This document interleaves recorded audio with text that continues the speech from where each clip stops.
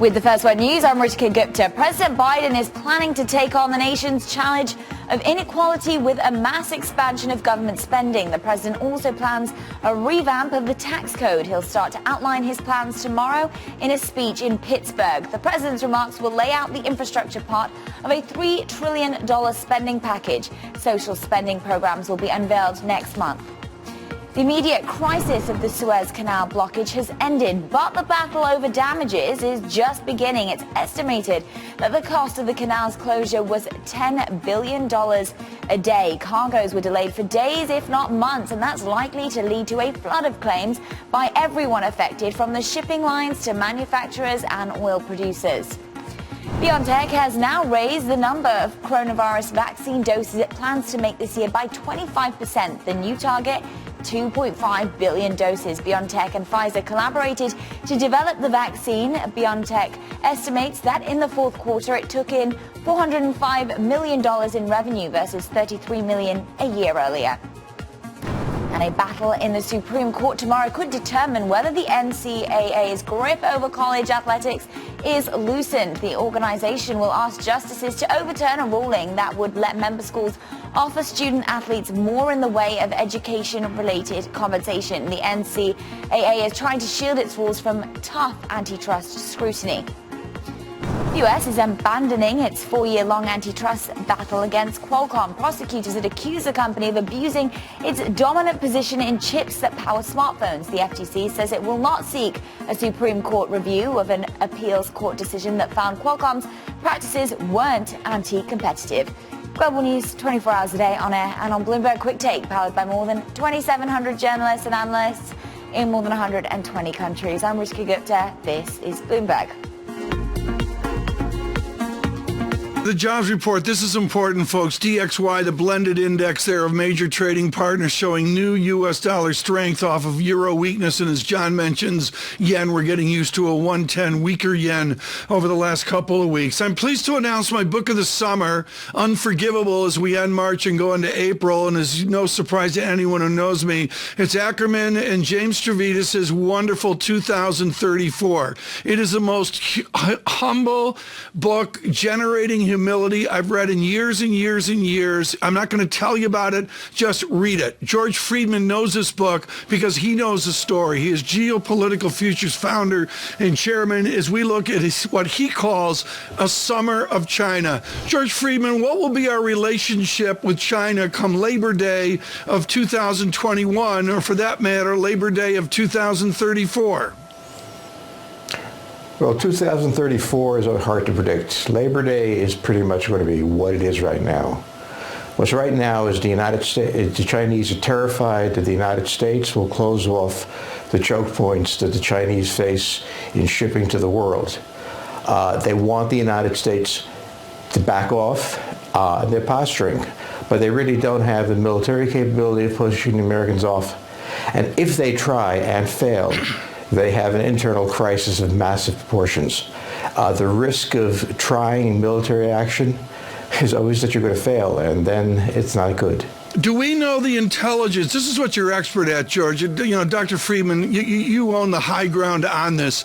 We grossly underestimated Soviet Union strength, or rather, we overestimated Soviet Union strength. Do we have knowledge of Chinese intelligence and defense apparatus? Yeah, and I was just reading a report yesterday about how the Chinese are viewing the situation. The Chinese are saying that the great threat to any action by China is American submarines, and they are saying that their anti-submarine capability is not very good. So if they were, for example, to invade Taiwan, the first invasion is not the important thing. How do you supply forces in Taiwan across 100 miles of open water? The U.S. has a number of options, particularly submarines. The Chinese don't know what we would do, and that uncertainty makes it a very risky operation. So there's a lot of talk in the newspapers and a lot of speculation on what can be done, but you're a Chinese leader, you want to be very, very careful taking on the United States. Well, George, how seriously are you taking the prospect that they could invade Taiwan? Well, they can probably force a landing in Taiwan if they wanted to. I don't see how they supply the forces. In any amphibious assault, it's not the initial attack that matters, as we learned in Omaha Beach. It is getting inside and then day after day after day supplying all the things they need. Can they maintain, in the face of the U.S. Navy and Air Force missiles, can they maintain that line of supply? And the Chinese probably can't, and I think the Chinese know it. But the more they can create an atmosphere in which they are intimidating the United States or appear to be intimidating it, the more they get political benefit. But they have been very cautious not to engage the U.S. military. George, for many people, including some that come on this program, it feels like these two superpowers are now on an inevitable collision course, and the only thing we can control right now is the pace when it happens. Do you think we can change course? Well, I mean, the course is speaking loudly and carrying a small stick. The course here is that the Chinese understand the power of the United States. They want to diminish it in public, but at the same time, they have made no military moves whatsoever that would bring them into conflict with the United States. They know there are limits to what the U.S. can tolerate. They also don't underestimate U.S. naval power. The newspapers, the media may underestimate it. Certainly the U.S. Navy wants to emphasize how weak they are so they get more budget. But the fact is, nothing has happened. And nothing has happened because the Chinese don't want it to happen. This is important, George. You're basically implying here that the chance of a military altercation between the U.S. and China is a lot less than many people seem to think, which raises a question. What is the battlefield? Is it cyber? Is it trade? Is it something else that we haven't necessarily thought about? China is the largest exporter in the world. The United States is the largest importer in the world. The Chinese have managed through clumsy diplomacy to really irritate its largest customer. China has got to get that market back opened. It doesn't have domestic demand enough to maintain itself, and other countries can't substitute for that American market. So this is about the fact that China does not want to open its markets. The United States is not going to allow the status quo ante to exist, and therefore the Chinese have to find some way to accommodate their economy to the demands of the United States. War is not among them.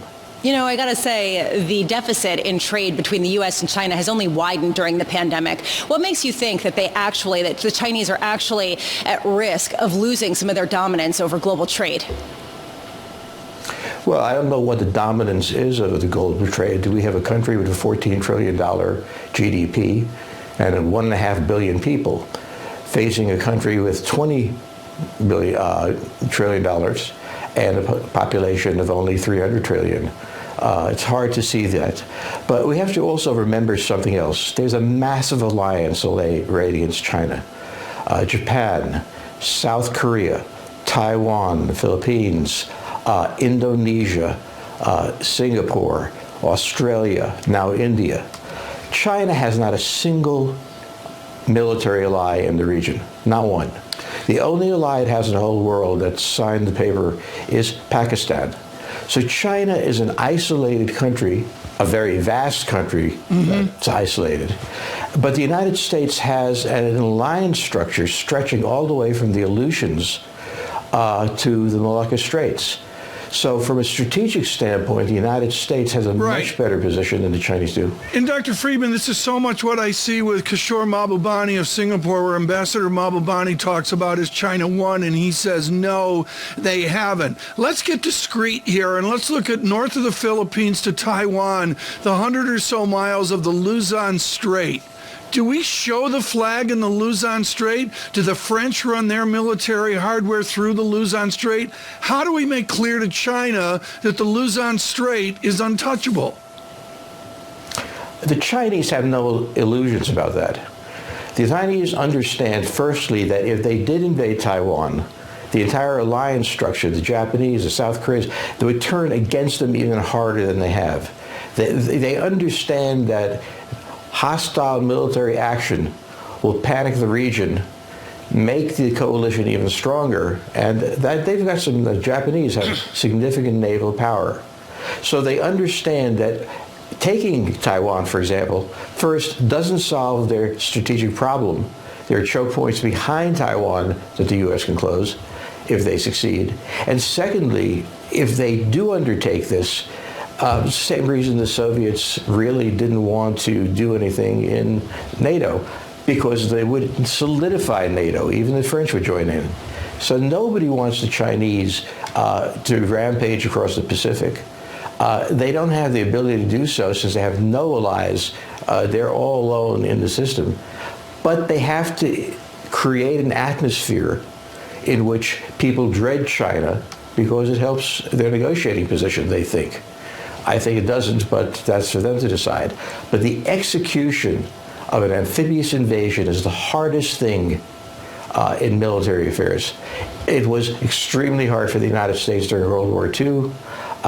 It is very difficult. And to remember one thing about any invasion, you can lose. And China internally, where Xi has many questions being asked about his capability in running the country inside the country, he can't afford to lose.